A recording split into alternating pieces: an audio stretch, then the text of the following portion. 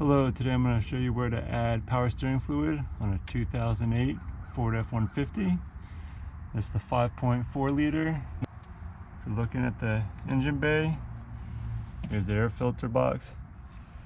Come to the right, you'll see this reservoir. This is the power steering reservoir where you fill it up right here.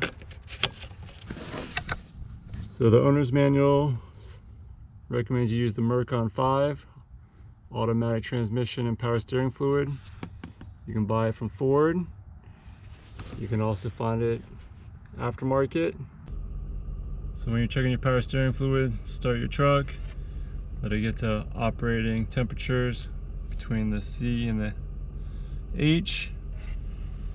You're going to turn your steering wheel side to side while it's running. Then you'll turn it off.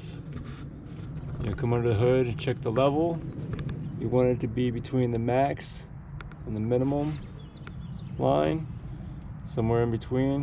Mine's a little bit low, so we're going to add to it. So this is where you add power steering fluid.